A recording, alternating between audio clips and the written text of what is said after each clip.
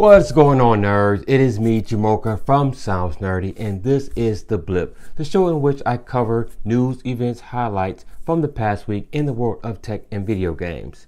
As always, I like to kick things off with the top five stories from the past week, counting down to number one, which will be the topic of the show. I will dive into that topic in a little more detail, followed by what's new in tech. If there was some new technology or new gadget, I'm going to cover it. Now, it may not be new to some of you out there, but if it's new to me, I'm going to cover it. And last but not least, what the hell? If there was some head scratching event or news or anything tech related, I will get into that. So let's get things started off with the number 5 story this week. All right, at number 5 this week, this story is by the Iris Examiner. HTC Nexus to feature the Snapdragon 821. All right. India Today says that it will boast the Snapdragon 821 rather than the Snapdragon 820 that was used in the HTC 10.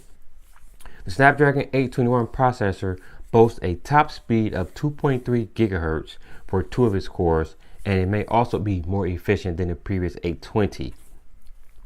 It's unclear if the processor will be used for both the rumored Nexus devices that HTC is working on. The code names Marlin and Sailfish have been spotted, so 2 could be on the way this year.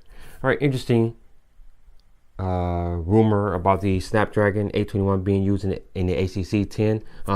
More than likely, this makes sense. They need to go to with the next iteration of the processor, so I look forward to seeing how this actually performs in a while, and I can't wait to see all the benchmarks and tests that will be coming up once this is released. It didn't say anything about a release date, so just stay tuned for that. All right, moving on to number 4. HTC, it's another HTC story. HTC could be bringing its Sense home to non-HTC devices. All right, this is by ubergizmo.com. According to an email HTC has been sending out, it seems that the company is currently looking for beta testers to test Sense at Home running on non-HTC handsets. No word on when the actual testing will take place, but this is something that should prove to be rather interesting in terms of features and whether or not it will be well received by other Android users. This is pretty interesting that HTC is actually going to allow its UI to be used on other devices. I think this is a smart move by them, and I'm getting to a couple of reasons why I think it's a smart move. But first, so according to the beta, you have to be running obviously non-HTC device, and you have to be running Android 4.4 in order to get into that. I haven't received the beta yet, so hopefully one day when I check my email, I will get it, but I have not received that yet. And it also could be, and another reason why I think this is smart for HTC is it will allow customers to get their hands on the UI. And I think in hopes that they will actually switch over to an HTC device in the future once they've experienced what the UI has to offer. So I think HTC is really banking on that and trying to get this out into more people's hands and get that exposure that they've been looking for. Because right now they will have a hard time becoming the number one cell phone. Again, Samsung is pretty have that as far as the Android world. Samsung has that pretty locked down right now. Another reason is from a money standpoint. HTC could look to sell more ads on non-HTC devices, as well as they also could make a profit from selling software, themes, and icons. So that is really smart by them. If it can get them more money to help build up their research and development in their ad department, all good for them. All right, let's move on to number 3. YouTube is starting a war with Netflix, Facebook, and Periscope all at once. And this article is by BGR. YouTube dropped 2 bombshells this week.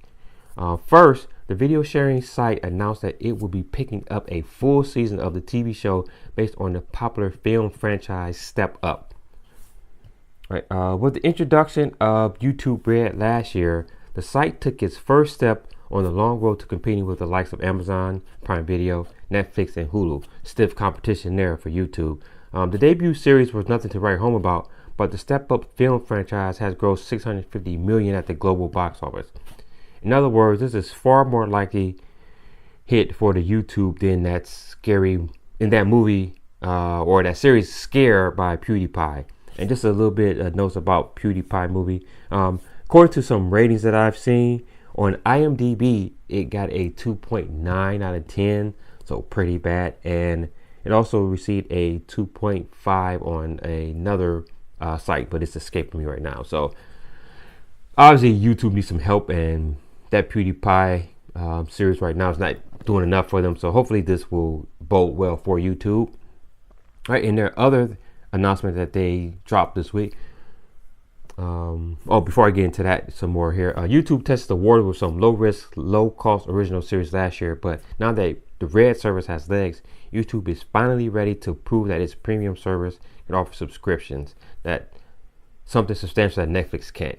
All right, I don't know if that's really true because Netflix has a lot of good exclusive content right now, so YouTube has a lot of work to do in that department in order to catch up with them. All right, and then there's the mobile live streaming functionality.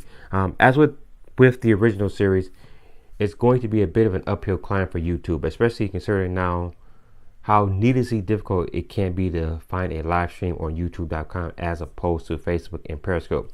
With the user base of over 1 billion, it's hard to count YouTube out of the race just yet. So they're going to offer live mobile streaming directly from the YouTube app. But right now they didn't say when it was going to be released, but I would just keep my eyes peeled for an update to the YouTube app, and you will probably see a big old red live button or record button right there. So looking forward to seeing how that works out.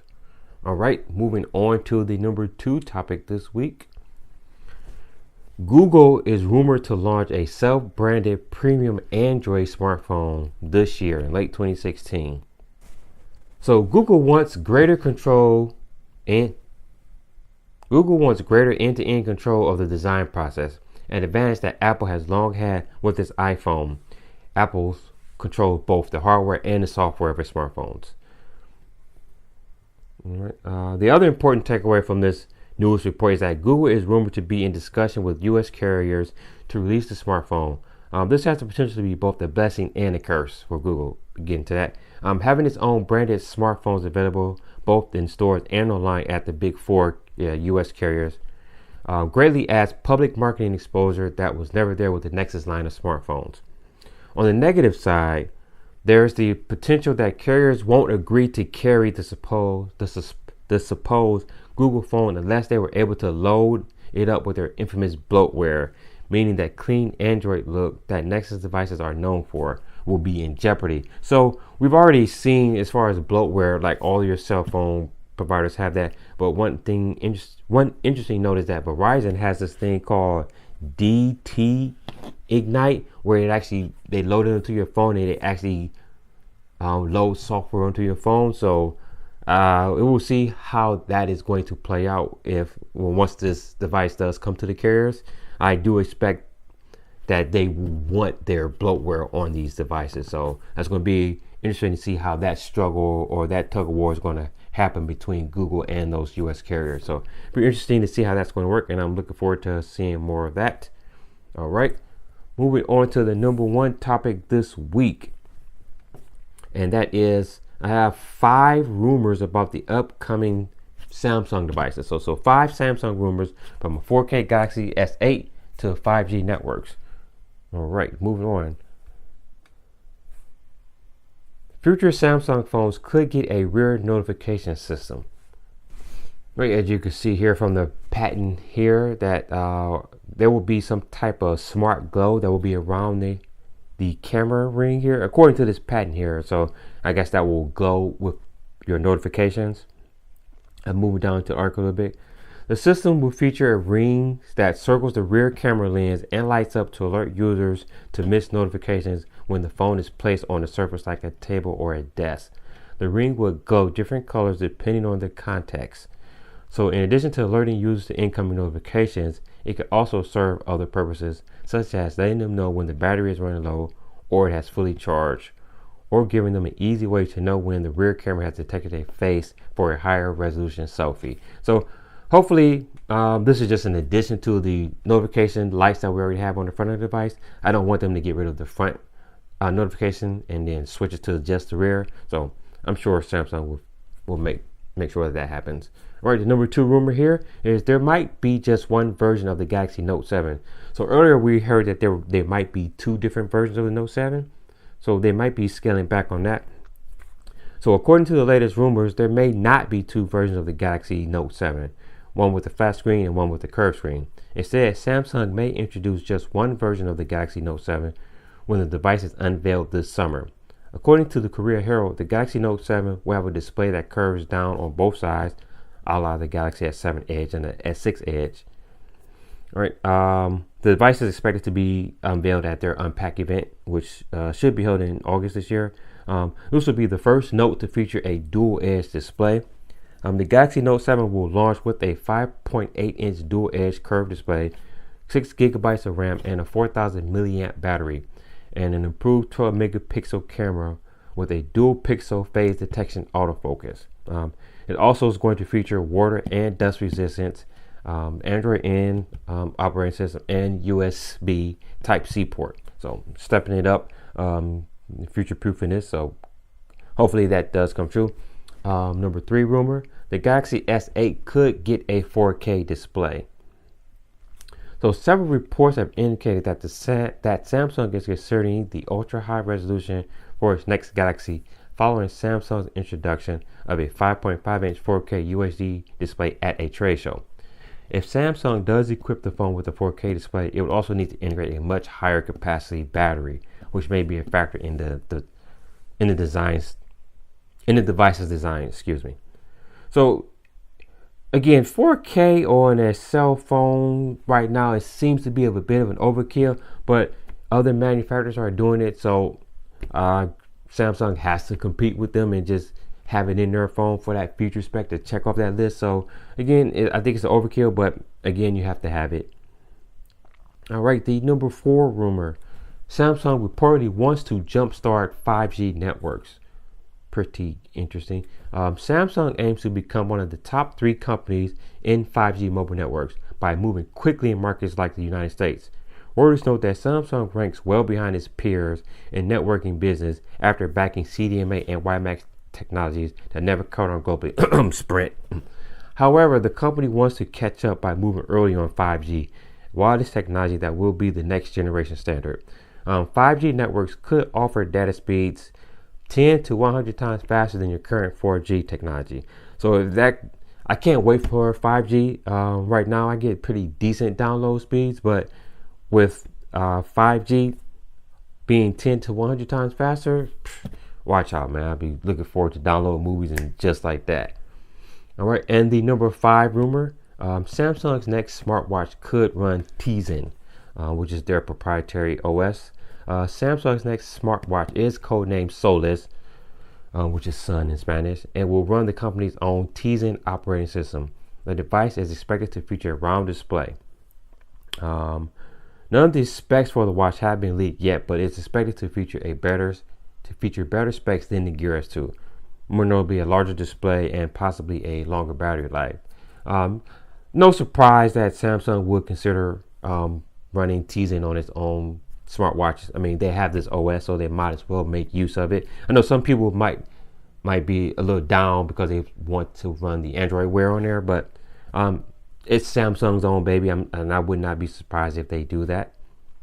All right, and let's move on to what's new in tech. So this week, what I have for you in this article is from Engadget. Microsoft hand tracking magic may lead to gamepad-free VR.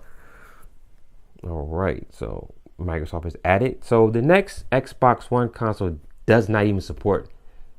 The next Xbox One S console doesn't even have a Kinect port, showing that even Microsoft doesn't care about the depth of sensor for gaming. However, it may yet make a comeback in VR. Microsoft researchers have made that hand and finger tracking much more accurate using the Kinect, which may eventually make it a more attractive option than a controller for VR games. Finger tracking currently works on Kinect, but its accuracy is very poor. To solve that problem, Microsoft creates a smooth surface model of the hand from data points tracked by the Kinect. It then uses an algorithm that was developed way back in the 1940s to calculate where the tracking points should go next in order to conserve the most energy. As you can see here from this little GIF right here, you actually can see your hands with this new system that they have. So it gives you a little bit more immersion and feel of you actually touching and doing things. So I actually like that a lot. Hopefully this does come to fruition pretty soon. The smoother surface model does require more computations, but the software can resolve hand positions more quickly within 4 iterations. In addition, it requires fewer tracking points than other solutions. As a result, it can track hands smoothly, quickly, and accurately in real time. Big nod there. With the app, users can smoothly interact with objects nearly in real time, something that could be highly beneficial for gaming, design, and other VR apps. The system lets you see what your hands are doing, fixing a common and befuddling disconnect that happens when people are interacting with virtual reality but can't see their own hands. So that is pretty awesome. I'm actually looking forward to hearing this and seeing more about it. Just one more thing real quick. The finger tracking algorithms are purely researched for now, and problems like collision and tracking errors still need to be resolved. However, it holds a lot of promise for gaming, user interface design, and other applications. So pretty excited about this. I will put a link down in the description below as always. Make sure you check that out. Head over to the Microsoft blog that goes into a little bit more depth and more detail about it. So I just wanted to bring that to you and show you what's on the horizon coming up in the future. All right, and last but not least, another article from Engadget. This is what the hell. So Russia is set to pass a bill requiring ISPs to eavesdrop on customer data. So, under the guise of anti-terrorism, the bill requires ISPs to store actual customer communications for up to 6 months, which state officials can requisition anytime that they want. They also have to keep metadata for a year.